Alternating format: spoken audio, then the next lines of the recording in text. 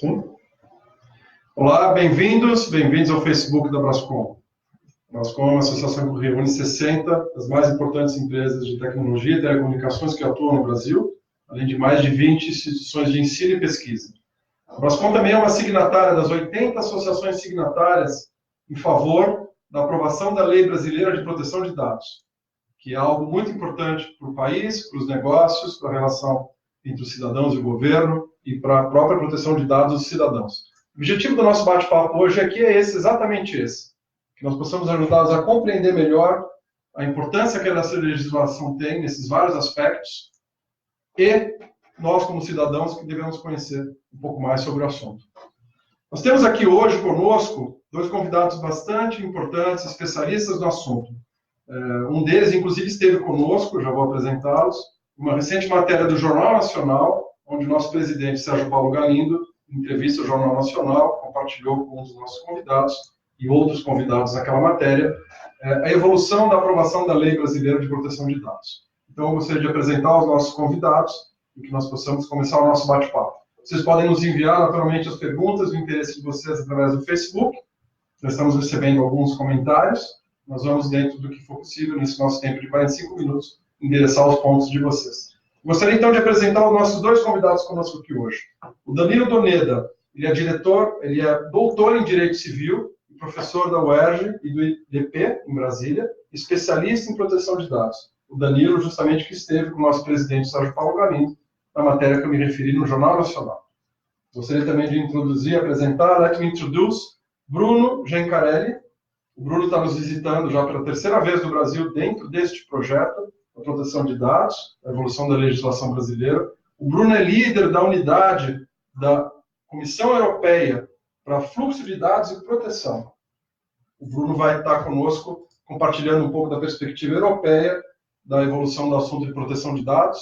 Sabemos nós que a Europa aprovou recentemente a legislação chamada GDPR e que tem sido uma referência importante em todo o mundo a respeito da evolução da legislação brasileira e de mais de outros 70 países do mundo que já têm ou estão em vias de aprovar ou modernizar a sua legislação.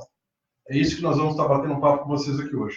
Eu gostaria de convidar inicialmente o Danilo para apresentar um pouco do conceito. Danilo, quais são os principais aspectos da Lei de Proteção de Dados brasileira, ou a importância que um país como o Brasil, uma das principais economias do mundo, tenha uma legislação desse tipo? Qual o impacto para os negócios, para o governo, a relação das empresas, cidadãos com o governo e para o próprio cidadão? Se puder nos ajudar um pouco a compreender, acho que isso é de interesse da audiência. Oi, André. Obrigado pelo convite a vocês, ao Brascom. E, antes de tudo, uma lei de proteção de dados parece ser uma demanda já bastante consolidada da sociedade brasileira. E aqui eu falo sociedade de uma maneira integral. Há um consenso bastante forte, tanto entre sociedade civil, população geral, setor produtivo e mesmo setor público, de que algo precisa ser feito para trazer mais segurança e clareza sobre tanto os direitos que os cidadãos têm sobre seus dados, isto é, hoje em dia os dados pessoais a gente nem precisa mais exemplificar muito sobre como eles são importantes, como eles são utilizados para que nós sejamos reconhecidos, sejamos avaliados, sejamos, de certa forma, classificados, e que esse uso pode gerar abusos, pode gerar discriminação, pode gerar que falsas assunções, falsas conclusões sobre alguém sejam tomadas, e para isso é necessário um certo tipo de equalização. Para isso, existem direitos que o cidadão tem que ter sobre seus dados, para que ele tenha transparência, para que ele saiba como são usados, e para que ele possa escolher também de que forma ele pode se apresentar perante diferentes pessoas. Isso é certo. Por outro lado, os dados também, já se foi dito várias vezes, são um motor, são, de certa forma, um elemento vital de várias engrenagens na sociedade, seja no setor produtivo, seja para a realização de políticas públicas. Os dados pessoais podem simplificar, podem potencializar a utilização ou efeito de diversos produtos, serviços, políticas públicas, e hoje é praticamente temerário não utilizar os dados pessoais em várias ocasiões em que eles são úteis, em que eles podem ser de interesse até geral e pode haver, e como muitas vezes há, até mesmo interesse público na sua utilização por também o interesse do setor privado em otimizar seus recursos. Nesse sentido, todos aqueles que se utilizam de dados pessoais vão poder fazê-lo de maneira mais tranquila, de maneira mais lisa, se tiverem segurança e clareza quanto aos direitos dos cidadãos e sobre o que podem fazer com os dados pessoais. Esse tipo de novo pacto, um grande pacto que as sociedades fazem em determinado momento, sobre o que pode, o que não pode ser feito com os dados pessoais, de que forma os cidadãos vão ter mais direitos sobre eles e como a sociedade como um todo pode crescer, pode lucrar com isso. Esse grande pacto é, na verdade, a síntese de uma lei de proteção de dados pessoais. A lei brasileira, que recentemente foi aprovada no Senado, aguarda a sanção, a Lei Geral de Proteção de Dados, é um tipo clássico dessas legislações que hoje existem em cerca de 117 países no mundo. Se a gente contar os países membros da ONU, são 117 que já têm leis de proteção de dados. Essas leis, elas convergem para um formato que, se não é igual, ele é bastante semelhante em alguns pontos, determinando direitos para o cidadão e alguns limites para a utilização de dados e, por outro lado, deixando claro que dentro daqueles limites a utilização é livre, pode ser feita para o proveito de quem estiver interessado em usufruir desses sentidos. Enfim, há vários detalhes na lei, mas, antes de tudo, é sempre necessário deixar o recado de que a simplicidade que pode resultar da sua aplicação pode favorecer a todo mundo. Simplicidade no sentido de ter tudo mais claro. Ótimo. Obrigado pela sua introdução, Bruno. Acho que foi muito educativo para mim, inclusive, conhecer um pouco melhor do impacto e da importância. Verdade da minha. Gostaria de, então, agora convidar o Bruno. Eu vou convidar o Bruno vai conversar conosco em inglês, ele está nos visitando da Itália, da Comissão Europeia, que já pela terceira vez apenas nesse projeto, ele tem um largo conhecimento do Brasil. Eu vou fazer a pergunta inicialmente em português, eu repito a pergunta em inglês para o Bruno, e depois eu faço alguns comentários em português no final para garantir que a gente possa melhor aproveitar, independente da questão do idioma. Bruno, recentemente a Economist publicou uma capa que dizia assim: Data is the new oil. Os dados são o petróleo do futuro. Neste contexto, qual a importância, tal qual o Danilo já comentou, que diferentes países possam ter uma base comum nas suas próprias legislações e permitir o comércio internacional e o fluxo de dados? So, Bruno, as I was commenting you, the Economist published a very remarkable cover saying that the data is the new oil. Data is the oil of the future. How do you see the importance on your work, on your support to Brazil and many other countries, including Mercosur, on making sure that the different laws around the world have a common base whenever possible, and whenever those different countries and societies decide that, how this will facilitate international trade, international data flow? So welcome. Obrigado. I'm sorry for not speaking Portuguese. Indeed, this is an increasingly important topic in our relation, the partnership with Brazil. I think we have already, between the EU and Brazil, a lot of common ground in this area. We share the same value, and those values are reflected in your constitution, in our fundamental text. But more importantly, equally importantly, we at the same time are trying to seize the same opportunities. You said rightly so, data is a key driver, key enabler of trade, of innovation, and we also facing similar challenges when we can see how certain lack of protection or violation of privacy rules can be harmful. They can be harmful to the individual, but they can be harmful also to the society as a whole. And to the, as certain recent scandals have shown, also to the very functioning of the democracy. And you have election this year, we also have important elections. And so that's why in Europe we have reformed our data protection rules, modernize them to both seize those opportunities and address those challenges. We are talking indeed of a central individual right, of a democratic imperative, but also an economic necessity. I think we all agree that privacy today is no longer a luxury, but a necessity. Without consumer trust in the way their data is handled, there can be no sustainable growth of the digital economy. And that also gave me the opportunity to thank Brascom for having invited me. And it's indeed interesting to see that around the world, because economies and societies are increasingly facing the same challenges and trying to say similar opportunities, they are modernizing, they are adopting privacy laws that tend to be based on common principles. And this convergence opens the way to many opportunities. And that's why we welcome the recent developments in Brazil. This is not about having the same laws. We all have our legal traditions, we all have our culture, our necessities, but having some points of commonalities that we very much see in these laws. Brazil is one of the most important partners of the EU, politically, economically, culturally. If I only give some economic examples, we are the second biggest trade partner of Brazil. We are the first foreign investor in Brazil. But as you know, there are also many ties, many cultural ties that goes right to the families, to the individuals of Brazil.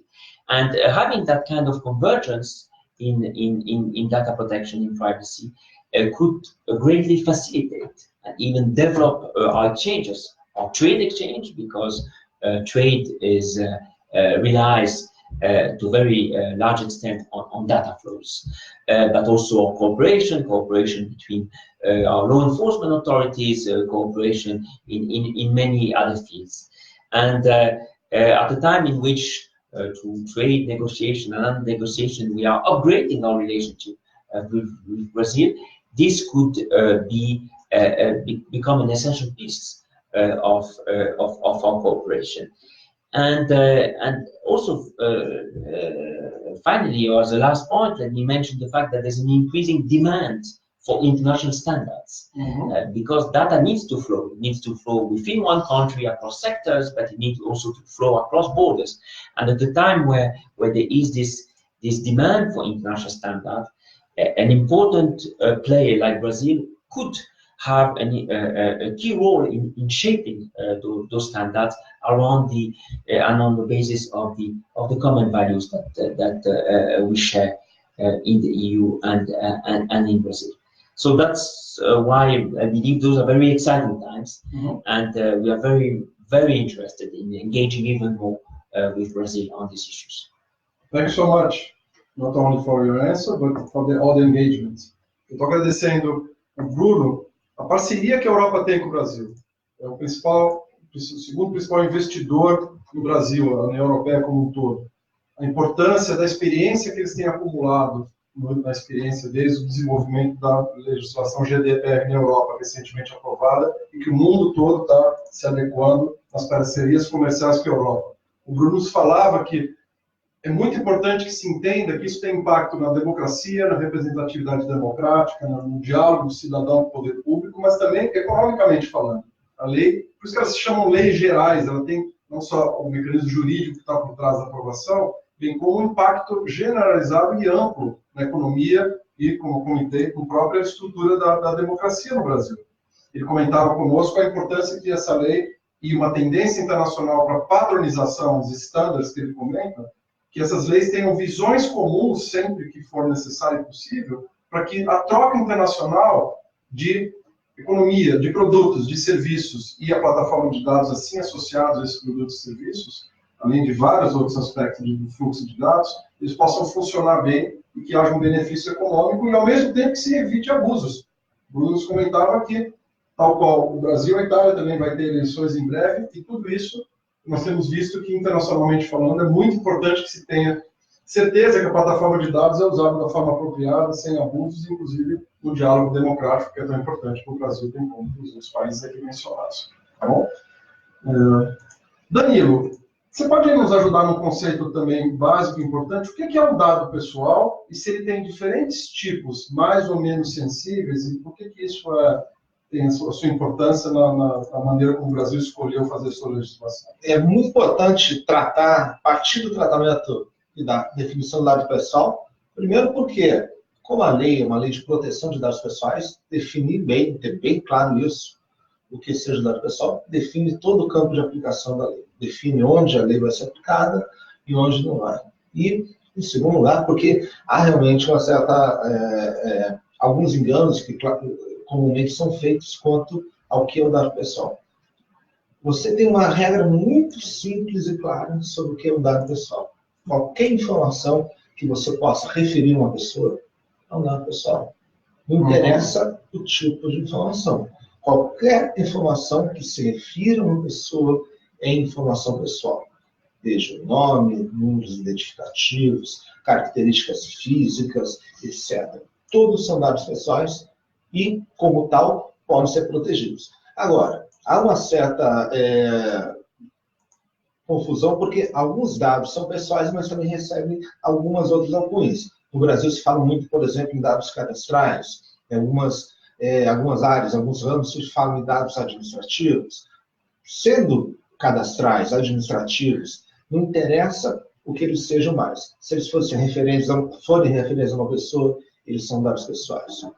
Há na lei uma categoria específica de dados pessoais que a lei procurou chamar, até para evitar confusões, de dados pessoais sensíveis, que nada mais são do que dados pessoais, porém que podem potencialmente causar algum tipo de discriminação, por dizer respeito a características sensíveis, como a gente chama, mas com a saúde, informação genética, informações sobre opiniões que podem colocar a pessoa numa situação de ser preterida de forma injusta, de ter sofrido algum tipo de abuso de grande porte em relação a isso. Mas, de uma forma geral, é necessário lembrar ainda uma última coisa, que dado pessoal não significa dado secreto nem dado sigiloso, que é outra questão que nós, nos anos em que a lei foi sendo discutida, outra questão que sempre foi objeto de uma certa, alguns equívocos clássicos até.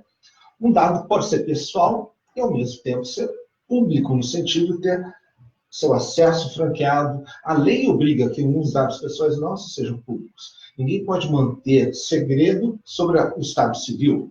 Ninguém pode manter segredo sobre o fato de ser proprietário de um bem imóvel. São dados que, por interesse da comunidade, são abertos, franqueados para qualquer interessado. Eles não são pessoais, continuam sendo pessoais. O que é sempre importante lembrar é que a lei de dados pessoais protege os dados, mas não necessariamente torna-os secretos ou torna-os indisponíveis. Até eu diria o contrário. Uma aplicação da lei pode até facilitar com que os dados sejam compartilhados. Por quê? Eu, como cidadão, sabendo que eu tenho uma lei de proteção de dados que me confere direitos, me dá segurança de abrir meus dados, compartilhar meus dados, e, eventualmente, se eles forem mal utilizados, forem objeto de abuso, poder voltar atrás, reclamar de quem utilizou-os de forma abusiva, retirá-los de circulação para algumas finalidades, outras não.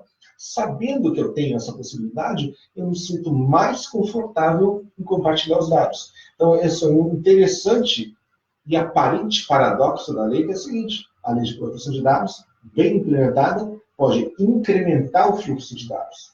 Isso é muito diferente de sigilo de segredo. Can I add something? Yes, this is what Danilo just explained, is one of the central reasons why we modernized our legislation in Europe. Having a modern legislation, modern data protection legislation, is a trust enabler. Having rules, often there's sometimes confusion, even urban legend, about data protection legislation. Data protection legislation, in most cases, it's not about prohibiting the use, what we call the processing of data. It's about making sure that that processing of data happens takes place with the necessary safeguards. And that's very important, both from the individual, which has control over the type of data which is collected about him or her, for which purpose, and therefore has more trust on how his data is handled, and therefore is more available to share his data. You know, one of the most concerned of individual in Brazil, in Europe, but around the world, when they shop online, is privacy and security of that data. By having modern rules, you address those concerns, and at the same time, it's essential for business. Because business are asking for rules of the game. knowing how they can process data.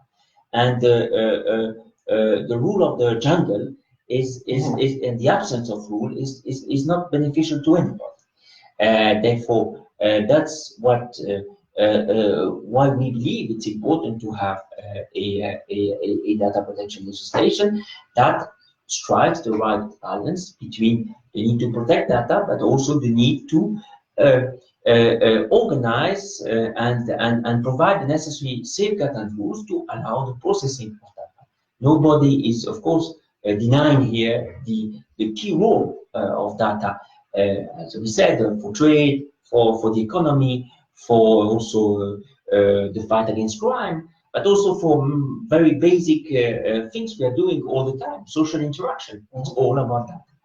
And that's, I think, it was very interesting to see also in Brazil how much support there is for the adoption of this legislation from the industry and including from the digital industry. I think that tells a lot about this sort of virtuous circle we can achieve between a protection of human rights, of a fundamental right.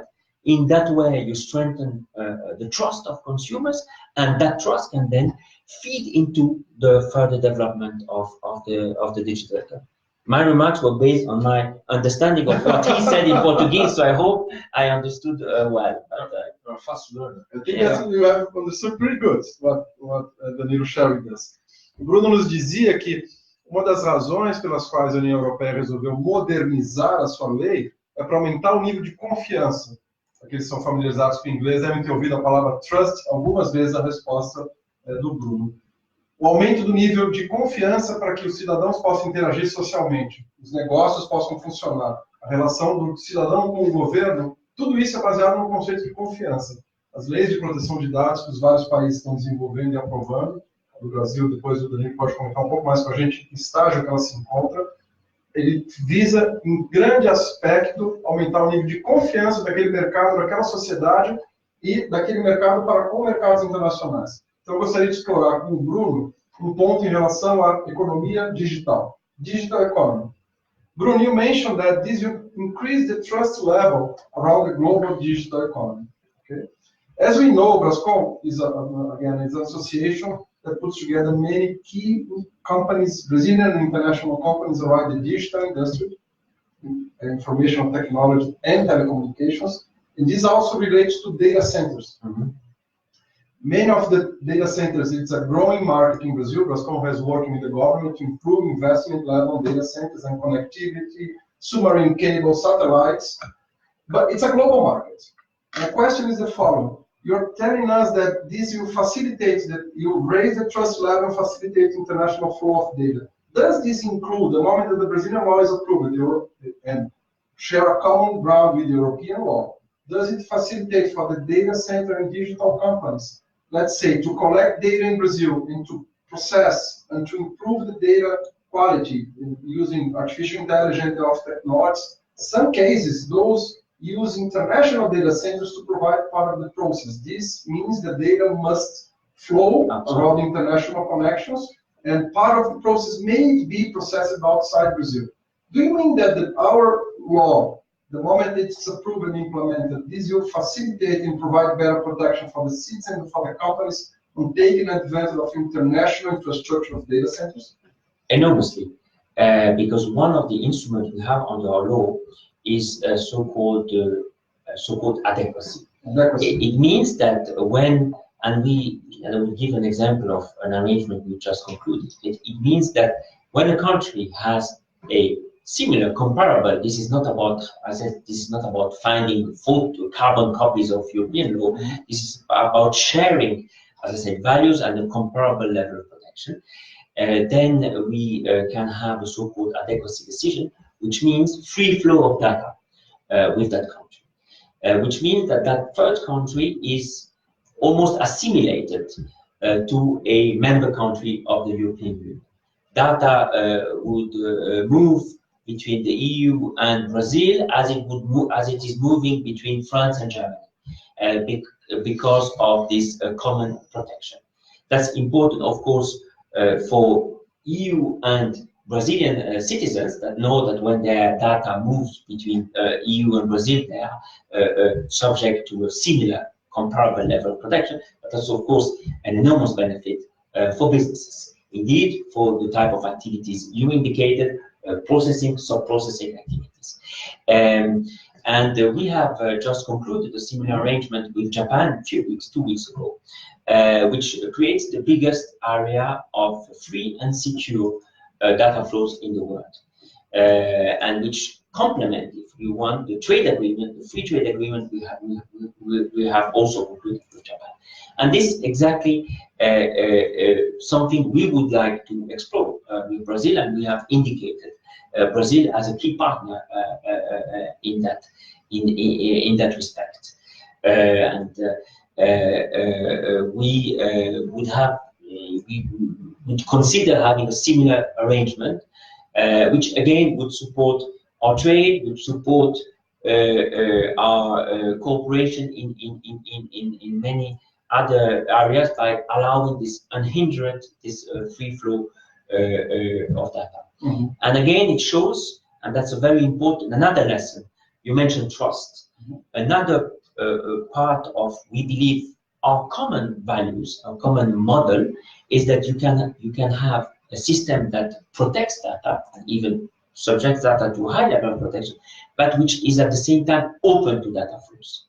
And actually, common data standards help data flows, and this is something certainly we have in our law, and that we see also in the legislation which is under consideration right now in Brazil, various tools for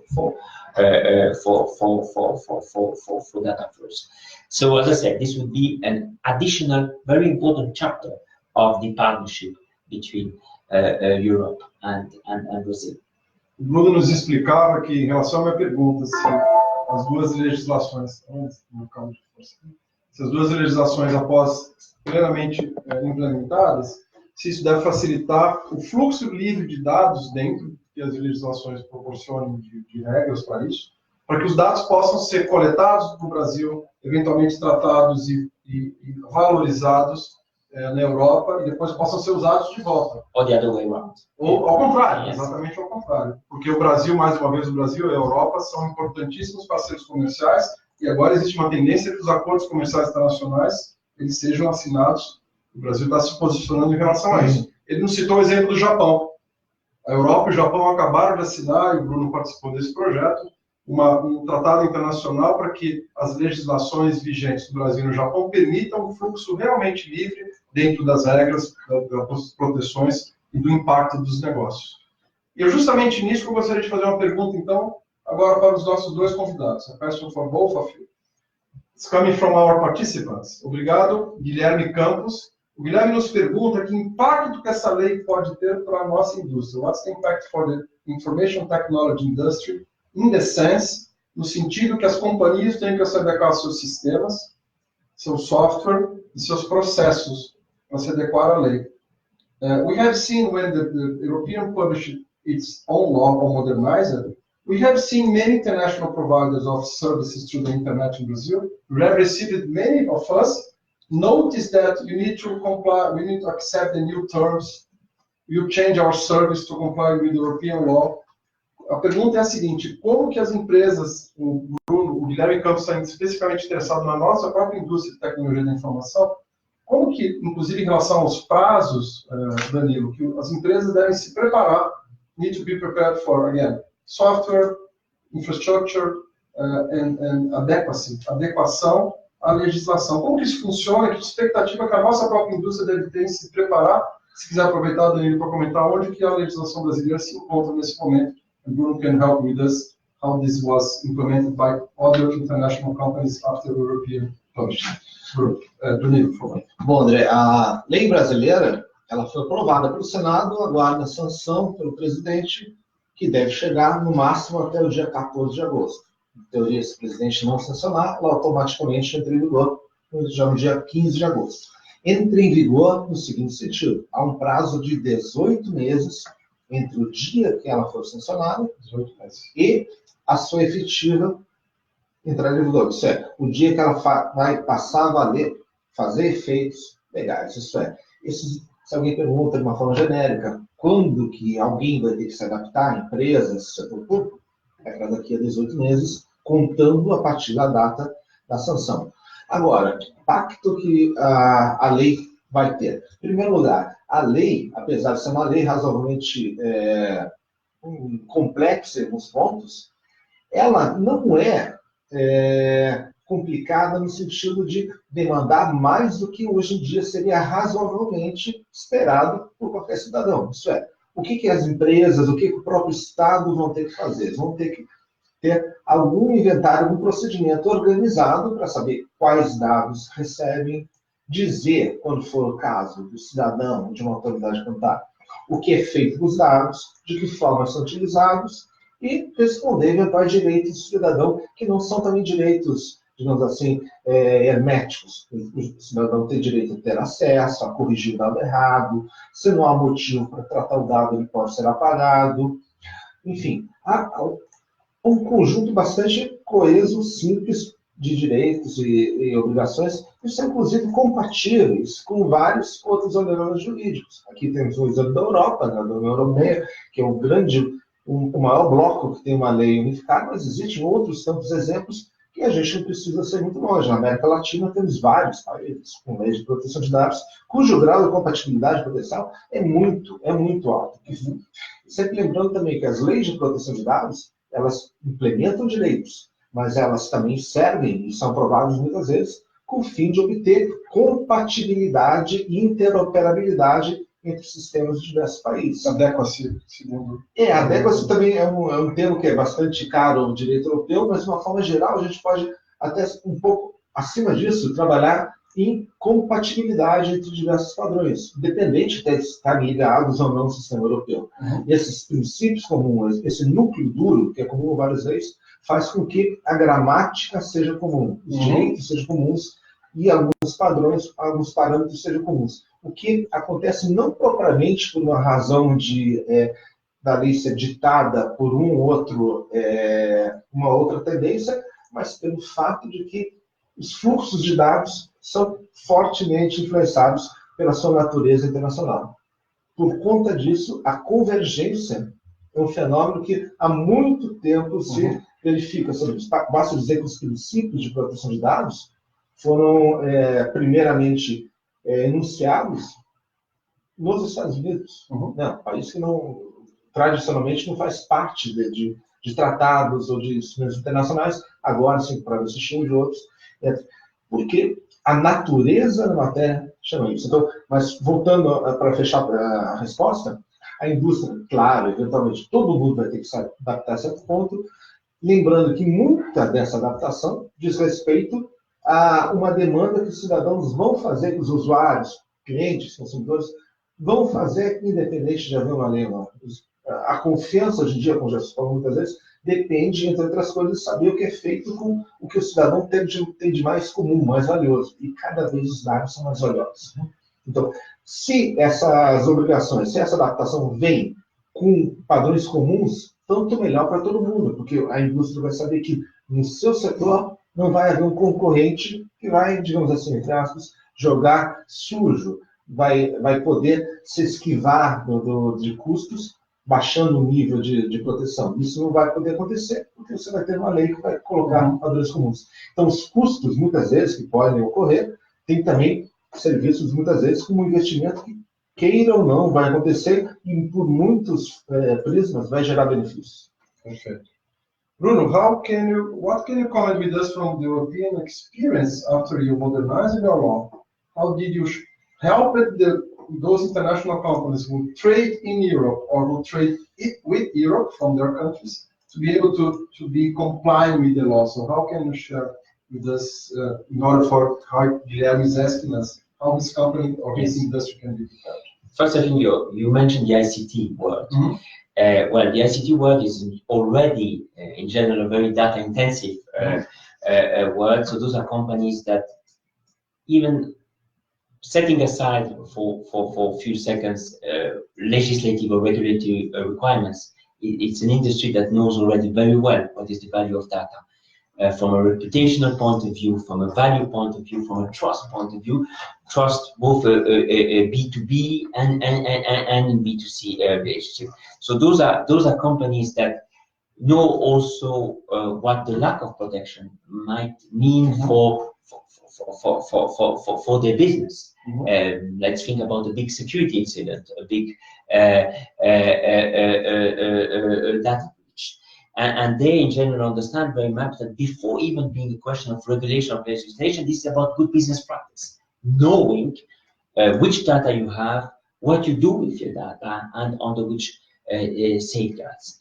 Of course, as any legislation, it required from our side, and we have organized this in the EU, training for instance, small and medium enterprises. We even created hotlines with questions, possibilities for companies to get answers to very simple but important questions.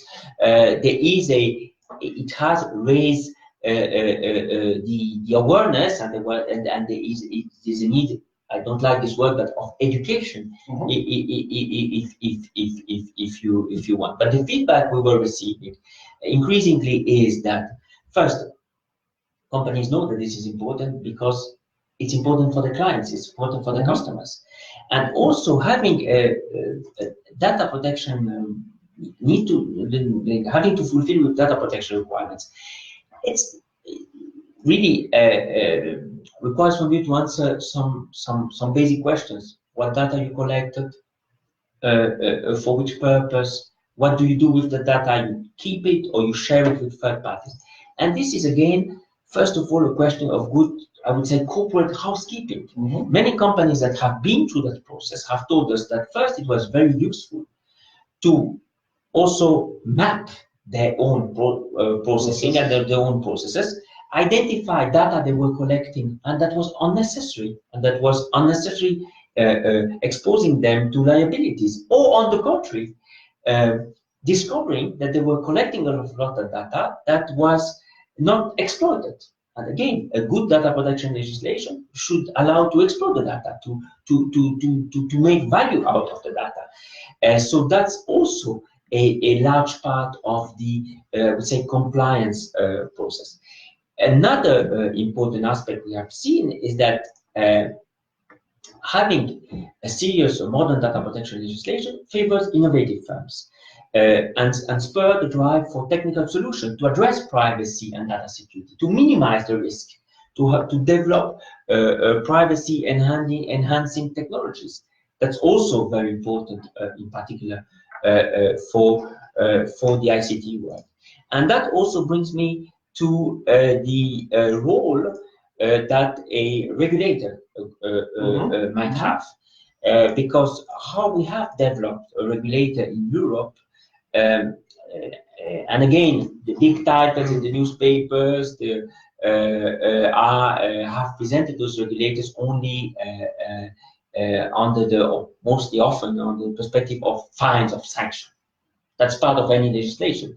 But what these regulators are there is to be an interlocutor of companies in this dynamic process, which is compliance, and which requires to adapt to new developments, commercial developments, technological developments. And what we have seen with the new legislation in Europe, much more than in the past, is that kind of engagement on the part of the regulator, which does public consultation, hears stakeholders, is very open to the dialogue with stakeholders before, for instance, issuing guidelines, but also with stakeholders and the business community engaging with regulators. Once they have that data mapping, they have identified, for instance, certain risks in terms of privacy, and want to discuss how to address those risks in the process, in the system. So that's, I would say, also one of the reasons why our legislation is insisting so much on the role of regulator to favor and help that the compliance process. I don't know if I have answered Wow. to your I have throw on the table many different issues. Não, I took notes. Eu anotei 2 pontos principais que o Bruno nos comentou. O segundo que ele nos oferece é sobre o papel do regulador. E peço então que o Danilo fique preparado para endereçar uma pergunta que nós recebemos aqui, o papel do regulador, como isso se dará no Brasil, que tipo de agente que vai fazer o papel do regulador. Antes disso... That is favorite topic. É um tópico muito importante que nós temos visto na mídia, a questão da aprovação da sanção da lei em relação a esses casos. Antes disso, o Bruno nos compartilhou a experiência da Europa, especificamente com o diálogo com a indústria de tecnologia da informação, a indústria que a Brascom representa juntamente com telecomunicações. O Bruno, de forma muito interessante, nos comenta se existe uma indústria que conhece como isso é intensivo em termos de dados, data intensive, é a indústria de tecnologia da informação. E ele comentou, temos que lembrar, são boas práticas de negócio. É bom para o negócio colher dados, trabalhar no seu tratamento, na sua valorização, armazená-los e distribuí-los da forma apropriada, antes de ser mandato pela lei, ele é uma boa prática de negócio, número 1. Número 2, ele comentou da redução de riscos, risk reduction. Nós temos visto algumas situações sensíveis ao redor do mundo, vazamento de dados, uso abusivo de dados pessoais, compartilhamento sem aprovação. Algumas companhias foram impactadas de forma muito importante. Então, mais uma vez, ele comenta, ao mesmo tempo que isso vai estar adequado e vai estar conforme a lei, isso é uma boa prática de negócio para qualquer companhia de tecnologia da informação, tal qual a pergunta que o Guilherme nos mandou. Então, ele, no papel da Comissão Europeia, procuraram fazer em programas de treinamento, de educação, disponibilizar um centro de suporte que pudesse responder as perguntas. Gostaria de dizer para vocês o seguinte, quem nos assiste hoje aqui e quem nos assiste depois da gravação, o site da Brascom também tem esse propósito. Nós temos a gravação dessa sessão, da entrevista anterior, de uma sessão educativa, algum tempo atrás, onde nossos executivos explicavam o progresso do conceito da lei. Nós temos uma sessão de perguntas frequentes e nos dispusemos e vamos estar fazendo um hot site, como já está construído no site da Brascom, que possa educar a indústria de telecomunicações, tecnologia da informação e a sociedade como um todo da importância disso. Então, mantenham-se atentos à evolução do conteúdo no site da Brascom. Tal qual o Bruno nos comenta, a Comissão Europeia sugere que o Brasil possa proporcionar, na figura das principais associações, o suporte adequado para que o país possa implementar da forma apropriada e todos se beneficiem da lei. Thank you so much for your points, Bruno. Agora eu quero explorar então a pergunta, já que o Bruno nos trouxe o papel do regulador, nós temos a pergunta do Daniel, aqui pela internet.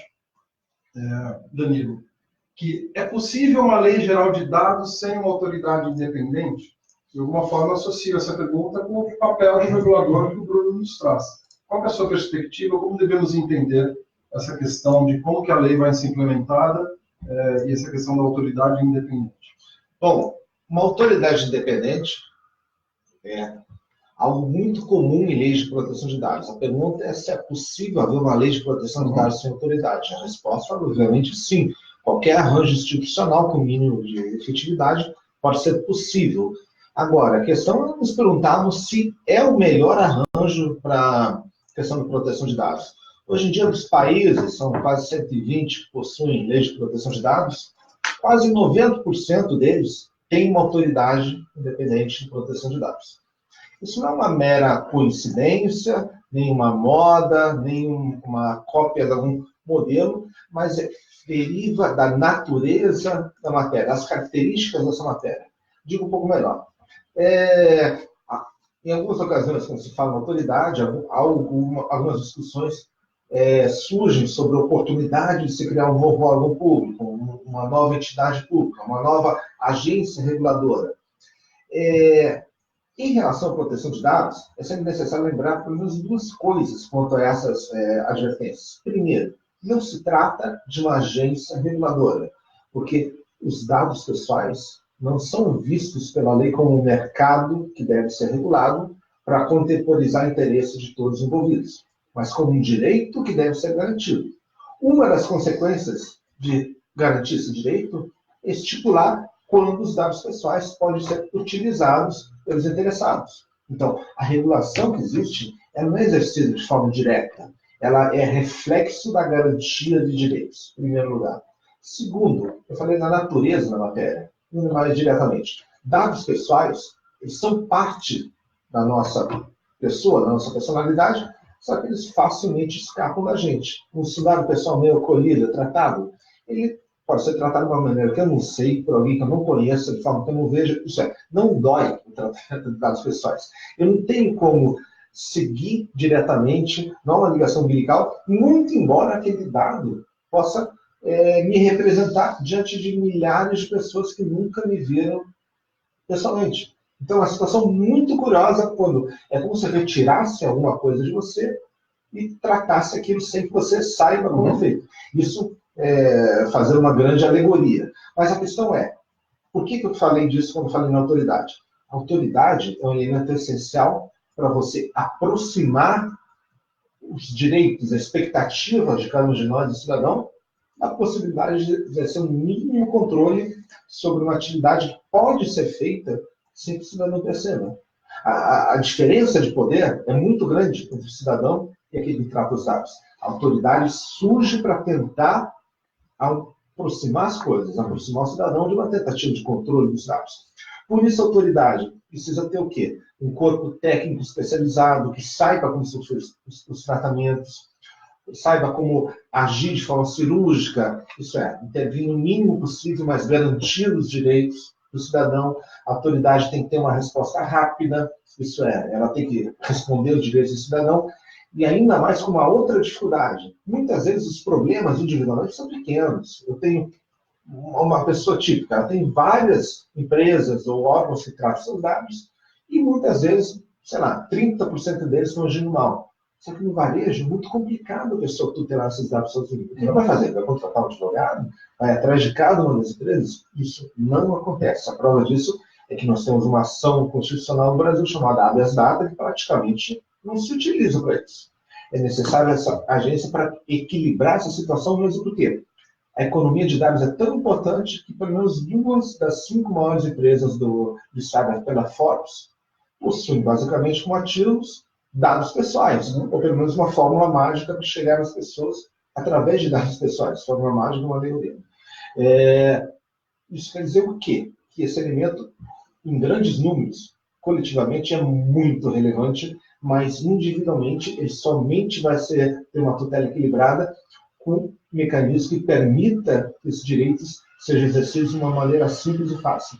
Para o mercado, para o governo, é muito interessante também ter uma autoridade. Por quê? Porque se concentra num único órgão técnico especializado várias demandas que, caso sejam assimiladas pelo judiciário ou por outras esferas de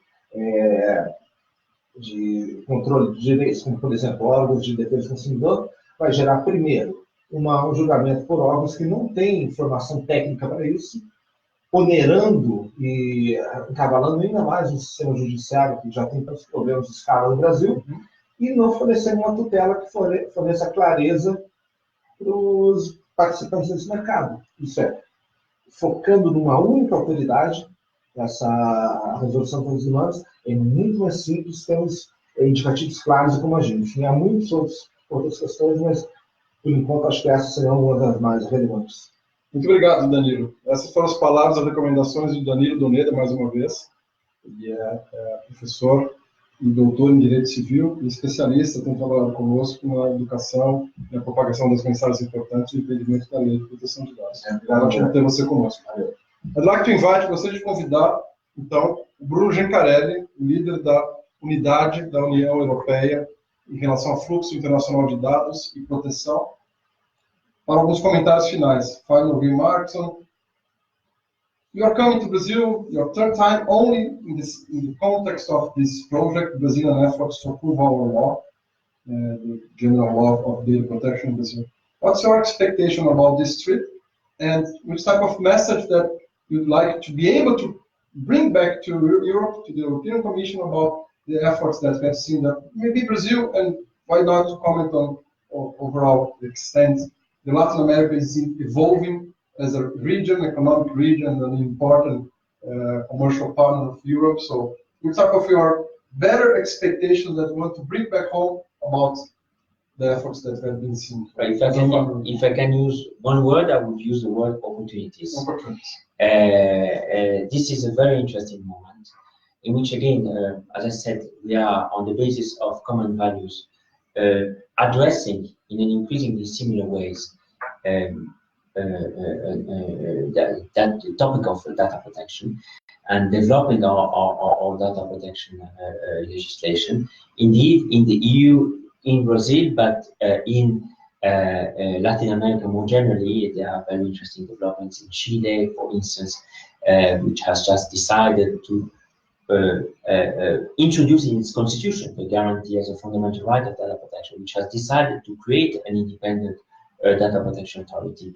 Again, this convergence can bring certainly can strengthen the level of protections of our data, of the data of our citizens, both Brazilian, Latin American, and EU citizens when the data moves.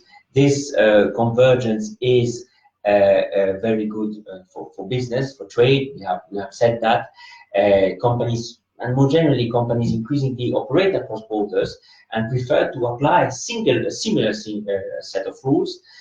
And being part of this global trend can help the domestic economy, can help our economies contribute to an environment conducive to investment and improve trust between commercial partners. As I said, it's also very important to strengthen and to develop cooperation in important areas, such as law enforcement, which by nature involve exchange of data.